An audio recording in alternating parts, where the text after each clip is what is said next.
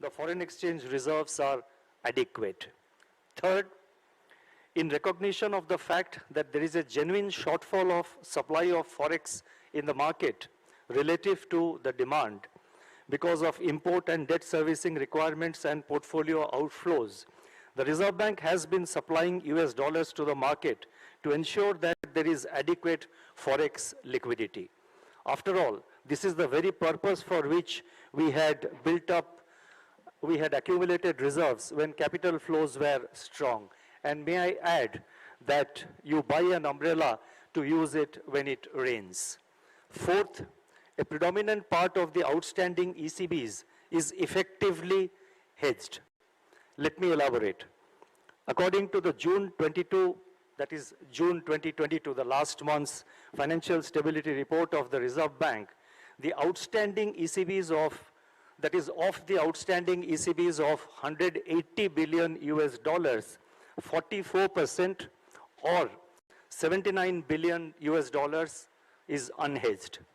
Now, this includes about $40 billion liabilities of public sector companies, mainly in the petroleum, railways, and power sectors, which have assets with a natural hedge character.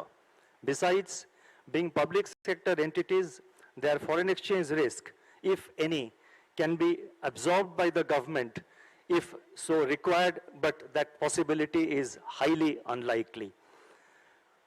The remaining US $39 billion ECB represents 22% of total ECB's outstanding. Even this includes borrowings of those companies which have a natural hedge, that is earnings in foreign currencies. This would leave a small portion of the total outstanding ECB that are truly unhedged. So it is necessary to look, the so-called unhedged forex reserves in its proper context, rather than get carried away or get alarmed by what is revealed on the surface. We need to look at it deeper. We need to dissect it and look it in a manner that is objective and fair and true to facts. So that's why I'm saying that the truly unhedged portion of our so-called unhedged ECB outstandings are far too lower than the $79 billion, about which I think there has been some conversation in the recent days and weeks. Now, corporate entities eventually face a trade-off. If they hedge their foreign exposure completely, the cost of borrowing goes up, and the advantage of cheaper borrowing in foreign currencies is lost. On the other hand, to the extent they do not hedge, debt servicing can go up when the exchange rate is under pressure. This has led to the concept of optimal hedge ratio, which calculates the proportion of hedging that minimizes the variance of portfolio.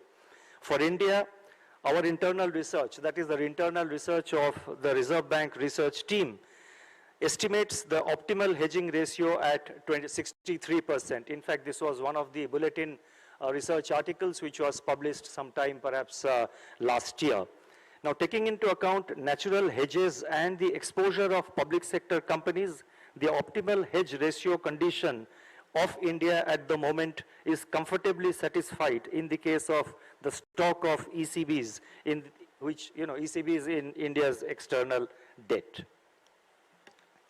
Due to the RBI's actions, including measures to encourage inflows, the movements of the rupee have been relatively smooth and orderly.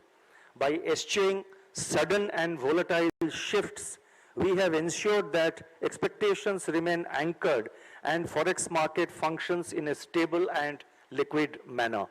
We will continue to engage with the forex market and ensure that the rupee finds its level in line with its fundamentals. I would like to reiterate that we have no particular level of the rupee in mind, but we would like to ensure its orderly evolution, and we have zero tolerance for volatile and bumpy movements. I would now like to focus and turn towards banking. Banks are special and not like any other commercial entity. They are not just custodians of shareholders' interest, but more fundamentally, the trust of the depositors. Depositors are at the very core of the entire banking system. Protection of depositors' interest is paramount to a robust, reliable, and stable financial system in the country.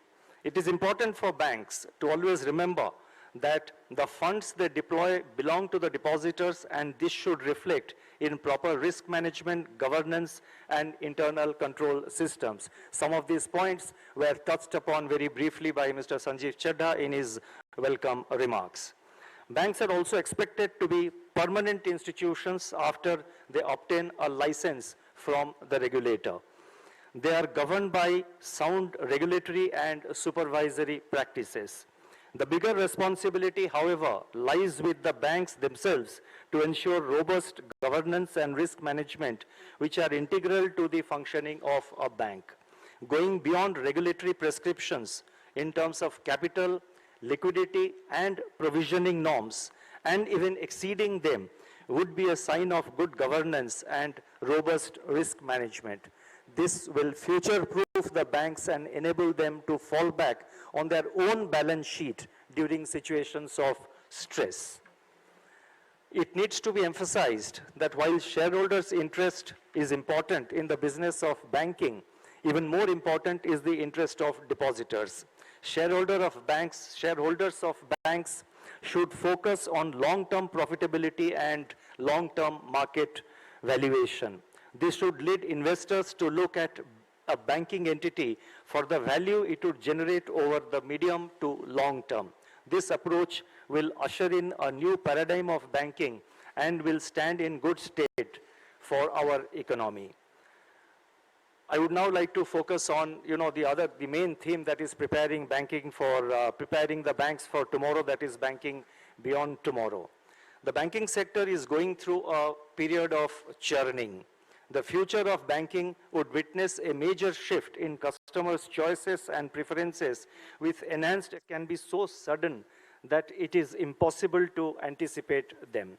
To me, however, it seems reasonable that banking beyond tomorrow would revolve around, number one, the adoption of emerging technologies, customization of products and services, enhanced business and process automation, and number two, development of suitable business models with strong governance frameworks, better information management, changes in the mode of working, building of enhanced resilience capabilities, and more responsible societal and environmental role for the banks.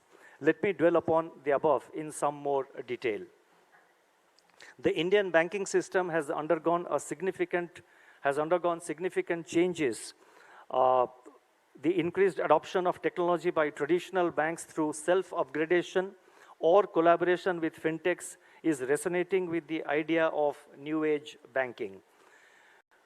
This is leading to innovative products and services and newer business models. In this context, it is often cited that banks will face competition from fintechs, which are already making their presence felt within the financial services space. Today's customers, especially the retail customers, expect banks to provide them quick, reliable, and personalized services. Therefore, to stay relevant, banks would need to embrace newer and tested technologies for effective and timely business decision-making, understanding the needs of their customers, and delivering personalized services to them. Banking beyond tomorrow would necessitate significant investment in technology and organizational capability. Globally, banking is becoming more open, facilitated by availability of newer